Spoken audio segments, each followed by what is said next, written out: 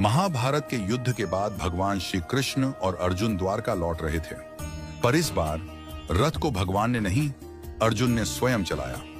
द्वारका पहुंचते पहुंचते अर्जुन अत्यंत थक चुके थे। अर्जुन अतिथि गृह में चले गए और गहरी निद्रा में लीन हो गए। शाम का समय हुआ, रसोई में सुगंधित व्यंजन परोसे जा चुके थे।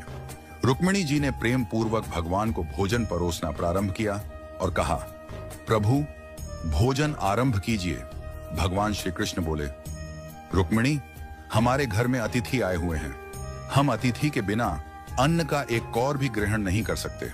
रुक्मिणी जी बोली, आप आरंभ कीजिए प्रभु, मैं अर्जुन को बुला लाती हूं। रुक्मिणी जी जब अतिथि भवन पहुंची तो देखा अर्जुन गहरी निद्रा में थे, किंतु वह निद्रा भी साधारण नहीं थी। उनके रोम रोम से कृष्ण कृष्ण की ध्वनि प्रस्फुटित हो रही थी। उनके पूरे शरीर से ऐसा प्रतीत हो रहा था मानो हर कोशिका भगवान का नाम जप रही हो। रुक्मिणी जी उन्हें जगाना भूल गईं। उनके नेत्र नम हो गए।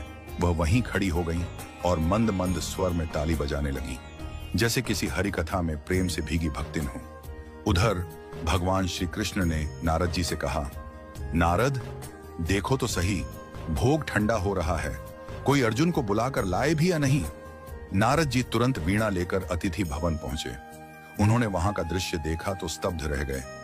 अर्जुन का रोम रोम कीर्तन कर रहा था, रुक्मिणी जी ताली बजा रही थी। नारद जी को दिव्य प्रेम का साक्षात्कार हुआ। वे भी अर्जुन को जगाना भूल गए और वहीं बैठकर अपनी वीणा पर गोविंद गोविंद का मधुर कीर्तन करने लगे। अब उधर सत्यभामा जी ने प्रभु से कहा, प्रभु भोग ठंडा हो रहा है, आप तो भोजन प्रारंभ करिए। भगवान बोले, हम अतिथि के बिना अन्न ग्रहण नहीं करते, अब तुम ही जाकर देखो क्या हो रहा है। सत्यभामा जी वहां पहुंची और वहां का दृश्य देखकर मोहित हो गईं।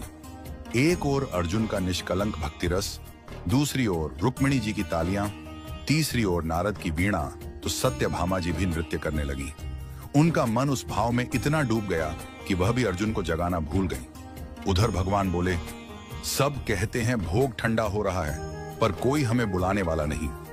लगता है मुझे स्वयं चलकर देखना पड़ेगा कि वहां ऐसा क्या हो रहा है जिसमें सब हमें ही भूल गए हैं। भगवान श्री कृष्ण वहां पहुंचे और जो दृश्य देखा वह अद्भुत था। भगवान के नेत्र सजल हो गए, प्रेम के अश्रु उनके नेत्रों से बहने लगे। उन्होंने धीरे से आगे बढ़कर अर्जुन के चरणों को अपने करकमलों से दबाना शुरू किया। जैसे ही भगवान के अश्रु अर्जुन के चरणों पर गिरे, अर्जुन चौंक कर उठे। वो बोले, प्रभु यह आप क्या कर रहे हैं? आप मेरे चरण दबा रहे हैं।